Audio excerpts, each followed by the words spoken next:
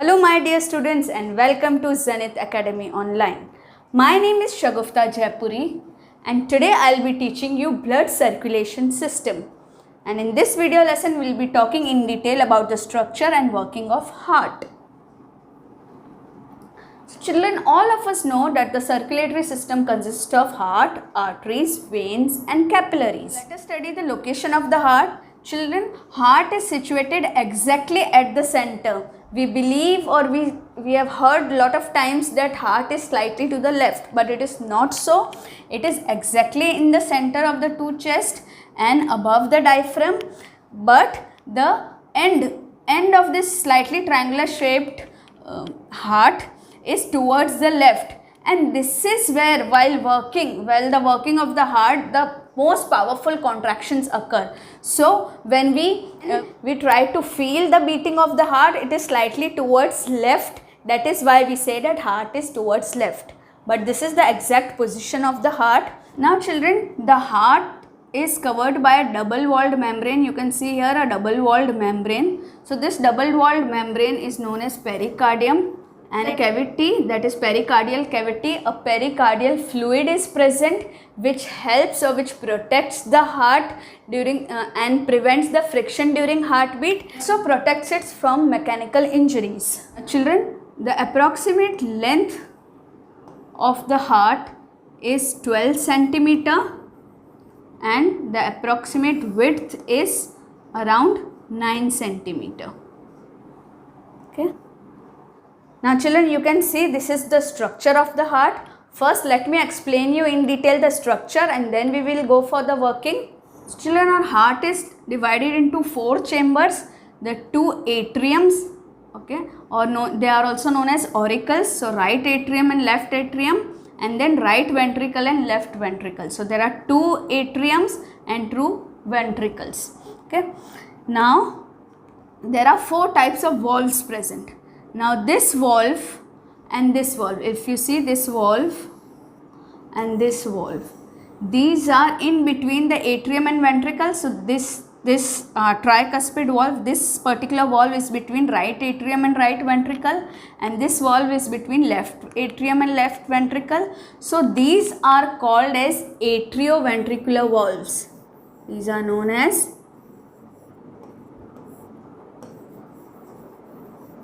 atrioventricular valves, and their names are, now this is a tricuspid valve and this is also known as a mitral valve or a bicuspid valve. Bicuspid. Okay. So when we go into detail of the valves, I will tell you why this is termed as tricuspid and why this is bicuspid. It has 3 cusps and it has 2 cusps. So I will show you the diagram in detail there. Now children, if you see these 2 valves, okay, this valve and this valve, okay. Now this valve is between the right auricle and the pulmonary artery from where the blood goes to the lungs. And this valve is between left ventricle and the aorta from where the blood goes to the other body parts. So these 2 valves, if you look at them very carefully, they are like moon. Okay, they are like this. So they are known as semi-lunar valve. Semi means half and lunar is related to moon. So that is why these 2 are also known as semi-lunar valve. So this is a pulmonary valve. The exact name is pulmonary valve because it goes to the pulmonary artery. And this is known as aortic valve because from here the blood enters the aorta. Now children, let us study which different veins and arteries are coming in the heart. Children, here you can see that blood is entering the right atrium through anterior or superior vena cava and posterior or inferior vena cava.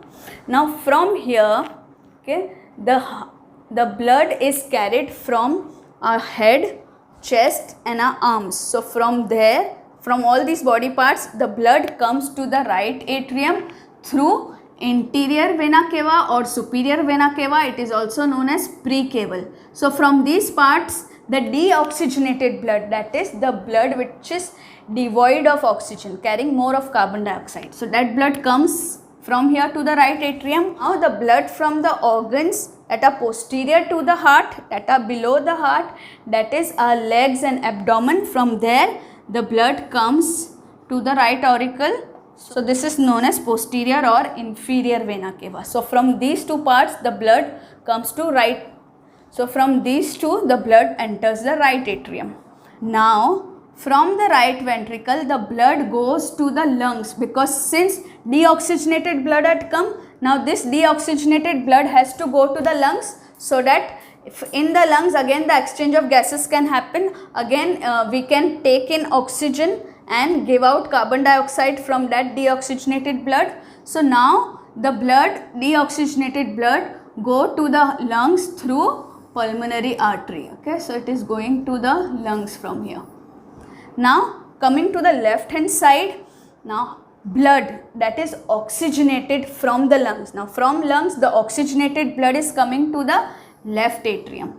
Now the blood that is coming from lungs enter the left atrium through pulmonary veins. So there are 4 pulmonary veins. You can see 1, 2, 3 and 4. There are 4 pulmonary veins from where the blood comes to the left atrium. And which blood comes? The oxygenated blood from the lungs enter the left atrium through 4 pulmonary veins. Now from the left ventricle the oxygenated blood is pumped to the heart through aorta. Right? Here if you see the walls of the atrium and if you see the walls of the ventricles, here you will notice the walls of the atrium are very thin.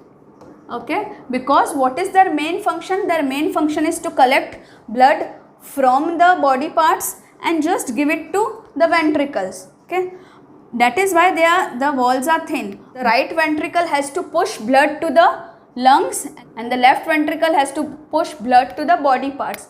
That is why their walls are thick. So I hope you understood the structure of the heart very well. Now let's go on to the functioning.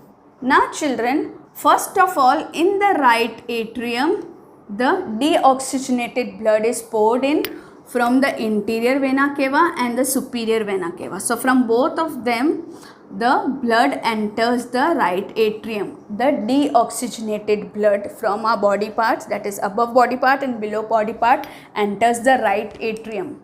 Okay. Now when this atrium contracts, so when this contracts, this valve opens, okay, and blood rushes through right ventricle. Now blood has entered the right ventricle, so this valve again closes to avoid the backflow of blood to the right atrium. Okay. Now when this has happened, okay, now the right ventricle will contract. Okay, so this contraction is known as systole. Okay, so now when the ventricle systole happens, the pulmonary valve opens up and the blood rushes to the pulmonary artery, and from here it goes to the lungs. Right. So this is the path of deoxygenated blood in the lungs. Now in the lungs this blood is again oxygenated, because from the air we breathe in we take in oxygen and we mix the blood with this oxygen, and now our blood is oxygenated. So now this oxygenated blood also enters the heart. So now this oxygenated blood has to go to all the body parts. Now from where it will go? Through heart, because heart will pump it. So now in the left atrium this oxygenated blood enters from where? From the pulmonary veins. I told you already that there are 4 pulmonary veins which comes from the lungs, and the oxygenated blood enters the left atrium. Now the blood fills the left atrium, and then when this contracts, okay, when this contracts the blood will flow here because the valve will open. Since it contracts, the valve will open and blood will flow in the left ventricle. Now this valve will get closed to avoid backflow, and now the atrium will relax. This relaxation is called diastole.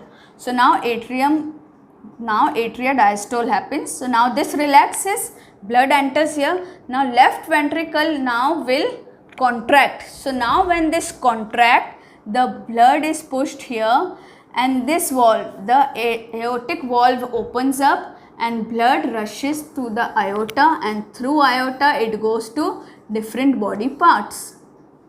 Right. So this is the flow of oxygenated blood in our heart. So children, there are two phenomena happening here. One is systole and one is diastole. Okay. So I will tell you more about this phenomena of contraction and relaxation when we talk about the cardiac cycle, that is why do we hear that lub and dub sound of the heart. So this was about the working of the heart.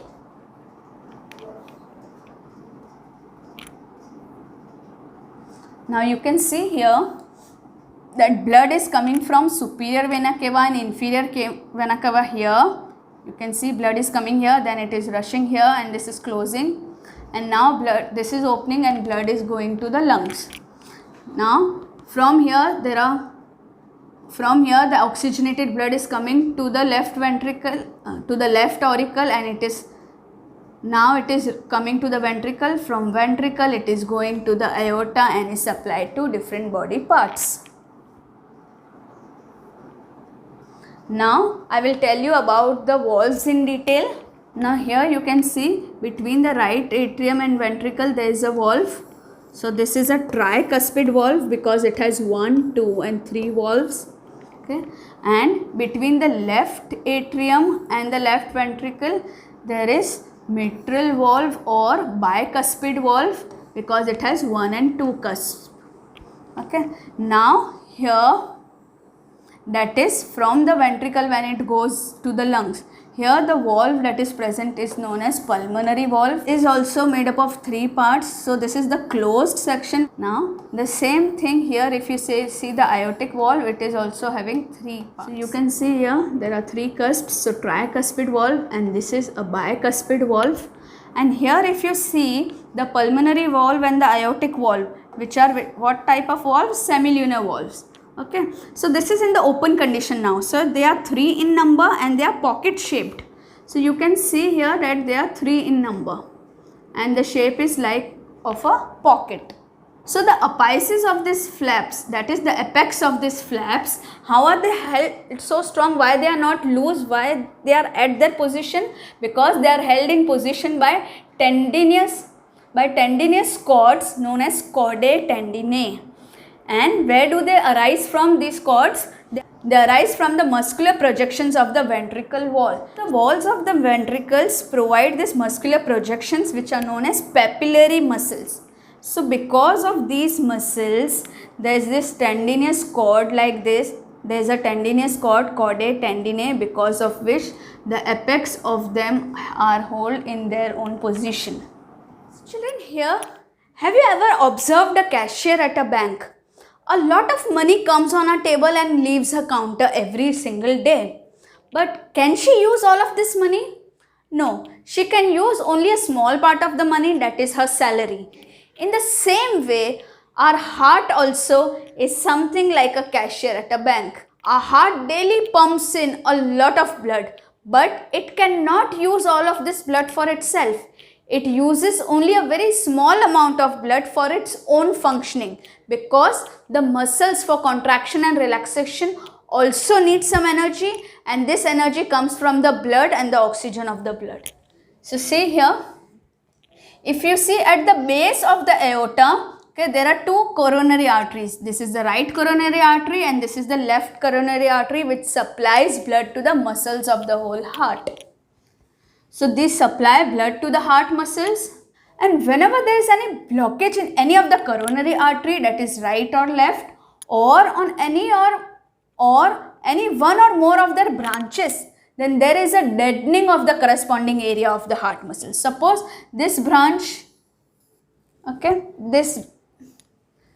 suppose there is a blockage in this branch, so this part just goes off, okay, so this is known as deadening. So there is a deadening of the corresponding area of the heart muscles, and this leads to myocardial infarction. And what is this myocardial infarction? It is nothing but the heart attack. So heart attack is the common name of myocardial infarction. And the cardiac veins collect the blood from the heart walls. Okay, so the heart has used the oxygen, now it will collect the deoxygenated blood and then it will again go and pour it into the right auricle. Now angina pectoris. Now, angina pectoris is the chest pain due to the insufficient supply of blood to the heart muscles. So whenever the heart muscles do not get a sufficient supply of blood, then there is a pain in the chest and that pain is known as angina pectoris. Now children, as promised, I will now explain to you what is that lub and dub sound that we hear. Let me explain to you the cardiac cycle. So the heart beats nearly about 1,03,680 times in a day. And I already told you the contraction phase is systole and the relaxation phase is diastole. And this whole sequence of events in the heartbeat is called a cardiac cycle. Now let me explain to you this in detail. Now we'll start from here. So now here you can see that ventricles are contracting. So this is ventricular systole. So when will they contract? The atrial will be relaxing, that is atrial diastole will happen. So just before they start contracting, these valves, okay, gets closed. Which are these valves? The atrioventricular valves, the tricuspid and the bicuspid valves. They shut with a sound lub and then these contract and blood flows to the lungs from here, and from here the blood flows to the aorta and to different body parts. So after the atria relax, the ventricles contract, pushing the blood out of the heart, and at that time these two valves shut. The tricuspid and the bicuspid valves shut, and this shutting causes a sound lub. This is the first sound of the heart. Now coming here, now here you can see that atrial is systole, that atrial is contracting, these one, the atriums are contracting. So when they contract, they will push blood to the ventricles, right? They will push blood to the ventricles. So ventricles are relaxing, okay, ventricular diastole is happening. So when they are passing blood here, now these valves, the pulmonary valve and the aorta valve shut, they get closed. So this causes the sound dub. Now children, you should note that when the ventricles contract and release blood, after that the ventricle relax for some time, and at the same time the auricles are already relaxing. So this is known as joint diastole, means both the auricles and the ventricles are in the relaxed state, and at that time the blood fills the heart. Okay, so that is why it is known as joint diastole. So this process takes around 0.30 second, the formation of lub. The formation of dub takes around 0.15 seconds, and when both of them are relaxing, it is the duration of 0.40 second. So the total cardiac cycle takes 0.85 second to complete. That is, one cardiac cycle gets completed in 0.85 seconds. Now children, let us study about heart rate. So what is heart rate? The number of times our heart beats in 1 minute is known as heart rate. So here you can see for an adult man it is 64 to 72, for a female it is 72 to 80, but for an infant, a newborn infant, it is 140. So it is very high in newborn babies. Why is it so? Because they have a higher metabolism. Why? Because their body is growing. So for body growth, their metabolism is high, and therefore the faster heartbeat, the faster heart rate keeps the supply on. They keep on supplying blood to the body, and it keeps on taking off the metabolic wastes. So that is why the newborn infants have a high heart rate. Now children, how does the heart know that he has to pump? See, every child will start working whenever there is some push from the parents or from the teachers, then only they'll start studying. In the same way, heart also needs a push to work. Okay, so the impulse or the command which starts the heartbeat arises in the pacemaker. So this impulse is like a scolding from a parent, right? So the impulse or the command which starts the heartbeat, where does it arise? It arises in the pacemaker, that is sinoatrial node, SA node. Here you can see. Okay. So it is located in the walls of the right auricle. You can see it is located in the wall of right auricle, and this impulse is relayed to the ventricles. This impulse is relayed to all of the ventricles with the help of special conducting fibers. Let me tell you which these conducting fibers are. Now it is present near the opening of the superior vena cava. You can see the opening of the superior vena cava here. From here the blood comes in. So this is the opening of the superior vena cava, and the AVN node, that is atrioventricular node. So this node is here, okay, between the atrium and the ventricle. So in this, between this happens, okay. It is found near the interauricular septum near the tricuspid wall. So interauricle, inside the auricle, the septum is present near this tricuspid valve. Okay. Now a bundle of muscle fibers. So a lot of muscle fibers which will help in this. So bundle of muscle fibers. So bundle of muscle fibers called bundle of His. So this begins from AVN and extends to the interventricular septum. So it goes to the ventricle also. It consists of branches of fibers which run along the walls of the ventricle, and these fibers are called Purkinje fibers. Okay. And all these together form a system which creates an impulse, and it conducts it to every part of the heart, and that is why heart starts pumping. You can see the pacemaker here. So this is the impulse that is coming in. And what happens? Sometimes the pacemaker becomes faulty, causing heart trouble. In that case, an artificial pacemaker may be fixed in the heart of a person, and this works exactly as the natural pacemaker. So this was all about today's class. I hope you understood the structure and working of the heart very well. If you have liked this video, give it a thumbs up and write in the comment box, and please share it with all of your friends, and keep the learning on. Thank you.